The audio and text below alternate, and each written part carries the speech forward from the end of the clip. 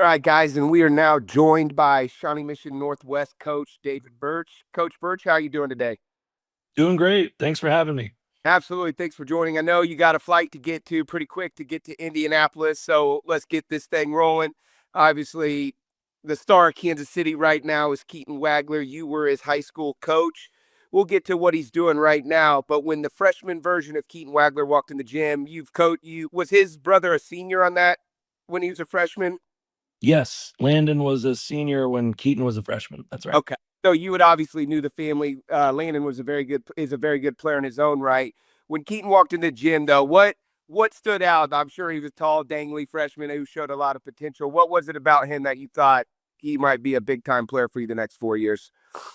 Well, I had known Keaton before that because I had coached Landon with Mocan Okay. AAU even before he got into high school. So I'd known the Woglers for a long time. I'd played a bunch of open gyms and men's leagues with his dad even before that. So I've known him.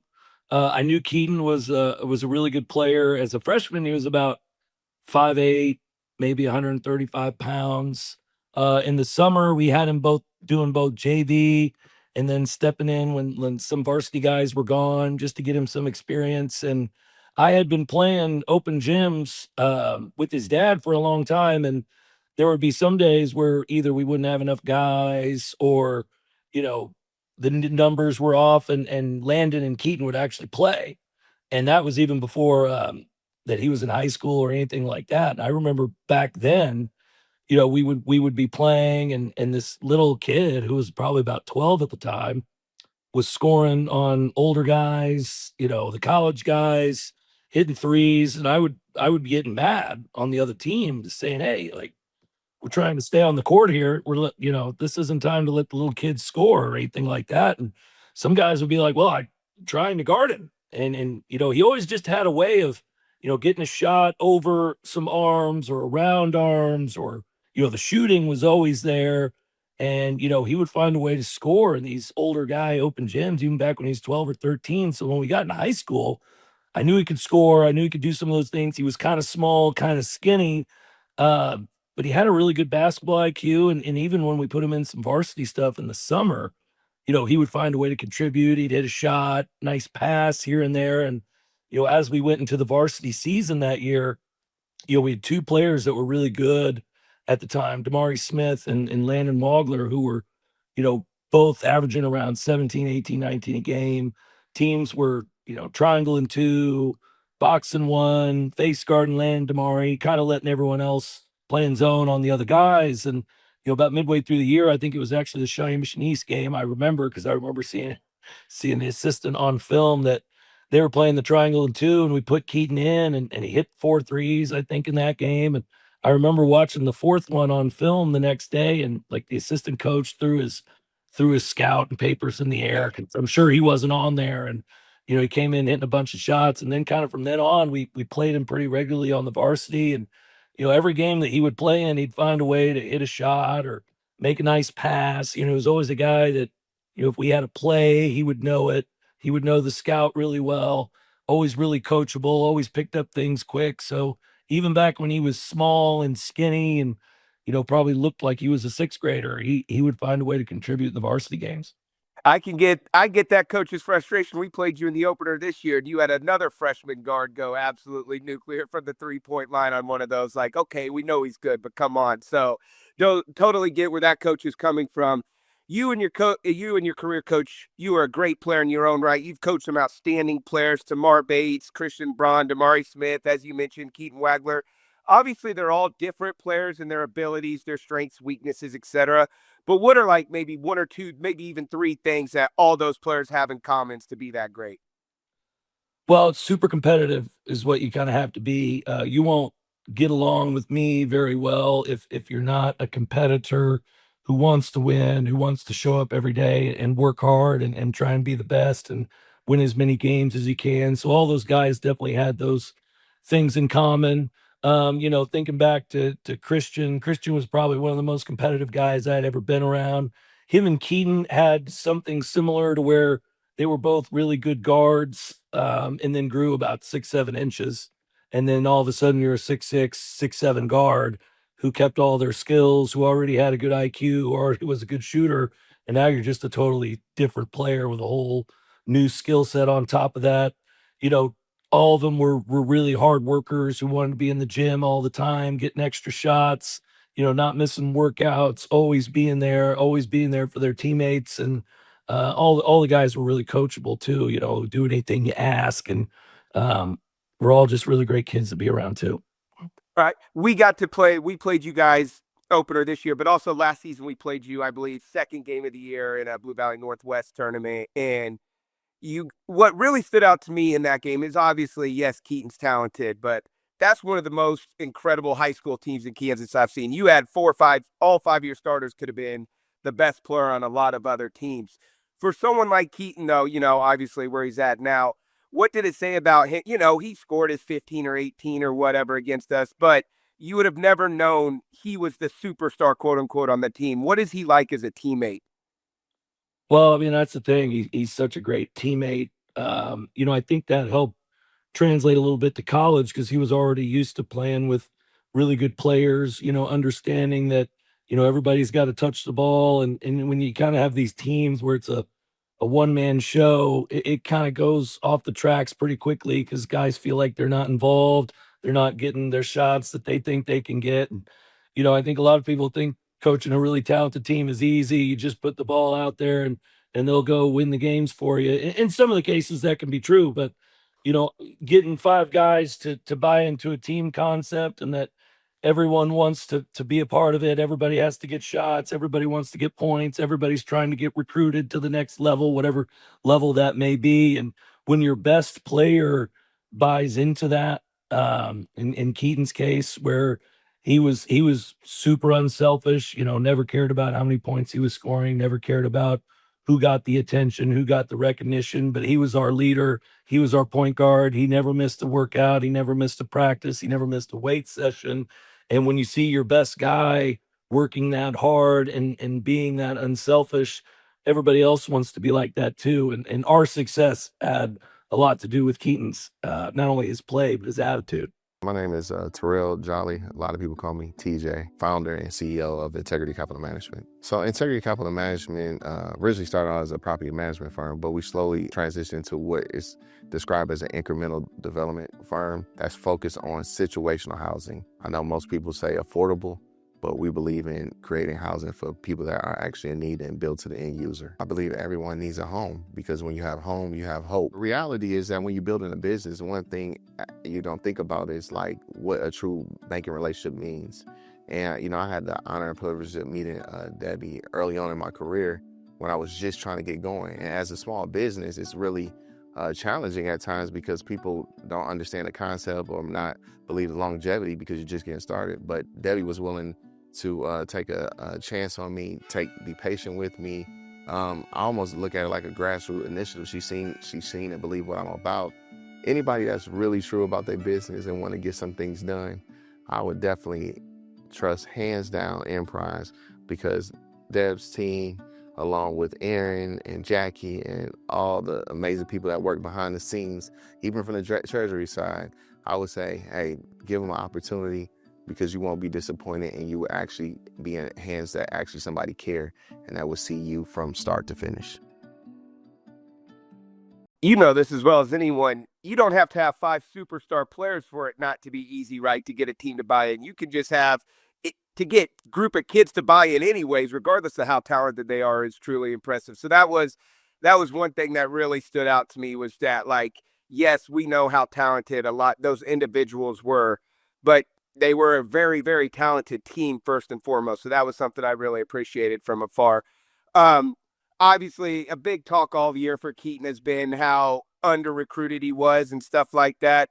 Um, it was funny in this summer I was watching a Brad Underwood interview and he started talking about the expectations for Keaton and he mentioned him in the same breath as AO at Illinois, who was the last one and done player from Illinois. And I'm really, really good friends with Keaton's uncle, Chris Tate. And I texted him and I was like, man, not putting any extra pressure on him, are we? So when you heard Coach Underwood say like that, the expectations were very, very high for them for Keaton heading into this season. Just talk about like for him to maybe be so under recruited. What do you think Illinois saw that they're like, no, this is a guy who could be helping us play games in April? Well, I mean, he showed up. I got a text about a week after he had gone down there from Tyler Underwood, who had done a lot of the recruiting. He had come up. He was kind of the one that saw him in the recruit look finale with Vic, where he played really well in Chicago. He was the one that came down in the fall and watched him play with our guys and watched him work out. And he kind of sent a text like, "Man, you can really tell that this guy has all the skills, and we think he's going to be awesome. He's looking great." And I thought he would do well. I thought he would outperform maybe what some people thought. Just thinking back to when he was that freshman, finding a way to contribute, really, no matter what circumstance you put him in. But he was always a guy that picked up things really quick. We put in a play, and he already knows it, not only from his spot, but could move all the other guys if they didn't remember it. He would know the scout.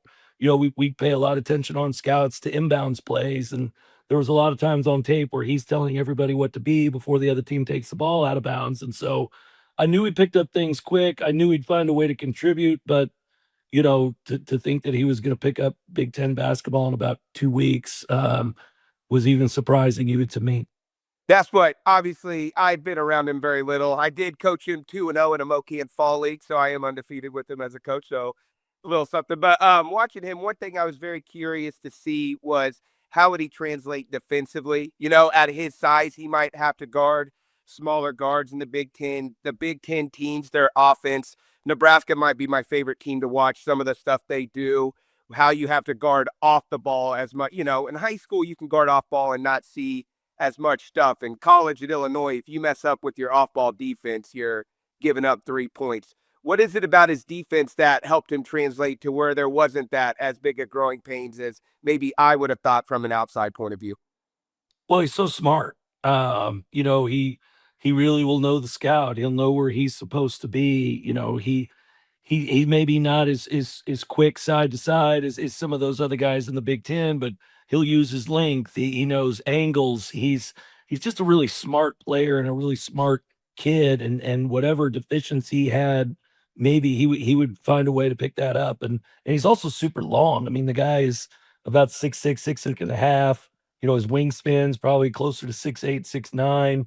So even maybe some of those times where he's a little bit late, he's not late because, his arms are so long and he can get there, and he's really hard to score over. And he does all the little things of being in the right position, knowing where he's supposed to be on the ball screen coverage, knowing where he's supposed to be away from the ball, and he's a super underrated rebounder. So he always rebounded great for us. He's top 3 in rebounds in all-time school history. So he does all those little things, and him being such a smart player, I think helped him on the defensive end, even in the Big Ten. Obviously, never want a player to get injured or whatever, but Illinois point guard Kyle Boswell was out for a little bit. And I think that allowed, Keaton to showcase the playmaking ability he has to, maybe even more so. And now with Boswell back, like when you watch Illinois, does it kind of feel like you're watching your team from the last couple of years at Shawnee Mission Northwest? They have 5 guys out there who, in their own right, as you said, if they're on a different team, they could be averaging 20 to 25. Does it feel like Illinois, obviously a perfect fit with the coaching and stuff like that, but he went to a team where he's been in this situation before, right? Understanding like I need to get mine, but also we got to have all 5 guys on the floor happy. I think, I haven't talked to him a lot about it, but I think our teams over the last couple of years maybe made that transition a little bit easier. A lot of guys in college, if you were a big time bucket getter and then you show up to a team, well, now, there's another guy and you got to find a way to fit in. And some people have a hard time doing that because they've never really done it. He's been doing that his whole life, and he's always found a way to make the extra pass. He always talks about making the right play and letting the game come to him. And he doesn't force a lot of action. He really trusts, the process of the game working itself out and just trying to make all the right reads in the game and knowing that that's going to work out for him. So I think the transition helped him a little bit, playing with our teams. But I mean, obviously it's a whole nother level with Illinois. I mean, you got You got everybody can shoot and pass and dribble and do everything on the floor. And I just think it's a really fun way to play. And I think it translated for him pretty quickly. Obviously, the year he's having, everyone's taking notice, national people. I did see a tweet where I believe May 25th of last year, you yourself compared to Tyrese Halliburton, and Jay Billis just came out and made that comparison. That's got to be pretty cool for you, right? You saw this a year ago. What is it about his game, though, that you do think really is similar to Tyrese Halliburton's? Well, I mean, the first thing that's similar to me is that everybody seems to love to play with Tyrese Halliburton, and I think everybody loves to play with Keaton Wagler. I know our guys love to play with him. He's a really good teammate. He's a fun guy to be around. The way he plays the game, you just kind of want to be on his team because he's not going to miss you when you're open. When you give it to him when he's open, he's going to make the shot. He does so many things on the floor as far as pass, rebound, can score, knowing the scout, always in the right spot defensively. And I just thought that was a lot of things that Tyrese did for the Pacers. And I kind of made it, just kind of tweeted it out there during the NBA playoffs, not really thinking that it would come back around to ESPN. But, I always saw, a really, really good player when watching Keaton play. And Tyrese was one of those guys that I thought was similar to his game. Obviously, now what he has done for the city, look, I feel like Kansas City basketball, some of my early working career was in Cleveland. Cleveland has a ton of high school talent. Obviously, there's Chicago, kind of the staples in the country where high school basketball is looked at. Excuse me. When you look at Keaton, it's always cool, obviously, what they do for your for your program while they're there. But just for our city and for Shawnee Mission Northwest basketball as a whole, what is his impact, not just this year, but 3, 4, the amount of kids you see wearing Keaton Wagler jerseys now, right? What has he done for Kansas City basketball? I mean, the impact, we probably won't see even the biggest impact even for even a couple years, but the impact can't even really be measured. I mean, just in terms of our school, he's a hero for all the kids. They all wear his jerseys. Benny Hoven has Keaton Wagler Day that they do down there. And for him too, being such a great person who always treated people well, it's just such a good example for all those young kids in Shawnee Mission, but even in Kansas City. And then you see UMKC gets, 3 Kansas City kids right away. And, a lot of coaches now, maybe that weren't stopping by Kansas City for tournaments or whatever, now stop by because, we've had some really good players, especially lately. And, I hope it does a lot for the city because, I'm from Kansas City. I'm a Kansas City basketball guy. So, that's what I hope that it does for the whole city and our community too. And then just a couple more questions. One thing I said, I know I'm good friends with his uncle, Coach Tate. I don't really know his Auburn family. University, baby. Yep, yep. I don't really know his family great, but I have mutual friends who have a ton of respect for his family. For someone like Keaton, obviously the talent and stuff is there. But talk a little about how much has his upbringing and the impact of his family, you think, made the transition to college easier? Well, it's super rare to have like a player of that status where, in 4 years, you never really heard anything from the parents other than support. But I think that all the way trickled down. I mean, when the Shawnee Mission Northwest job came open, Keaton's dad, Logan, was one of the ones that reached out to me asking me to apply for it, and just having that trust from the family. And then being such a humble kid. I mean, I worked in Kansas City, Missouri Public School District for 3 years while I was teaching or coaching at Blue Valley Northwest, and I would drive back and forth. Keaton's mom also worked in Kansas City, Missouri Public Schools for a couple years, and anybody who's worked down there knows that you're not going to put up with any stuff. And I know Miss Wobbler's not going to put up with anything. So, and then his dad was such a nice guy, always supportive, always really knew basketball, always kind of saw what we were trying to do out there. And, all of them were nothing but supportive. Mom was the booster club president. His brother played for us. His sister is the JV coach on the girls team. And it was just great having a basketball family around that trusted you to coach, but also coaching him is such a great young man who, was always humble, never bragging about himself. Any interview that he does, you see him mention a teammate or two. He always takes time away talk with kids or to take the pictures or to sign the autograph, things that he doesn't have to do, but he feels like it's important. And that's maybe what I'm most proud of out of everything. That's the one. And he will never truly grasp the impact that has on those kids, right? That's just something that's just who he is. But it is so cool to see someone embrace it and give back to the community. Coach, I know you got to get to the airport, so we'll let you go. Thank you very much for joining us. It's always a blast getting to coach against your teams. They're always very well coached, skilled, know how to play the game. Look forward to more battles, and hopefully you don't have too many more Keaton Waglers when we're competing. You know what I mean? So congrats to all your success, and have a safe trip, and enjoy your time in Indianapolis. Well, I appreciate it. Thanks for having me on, and good luck to you as well. And go Illini, baby. Absolutely. Thank you.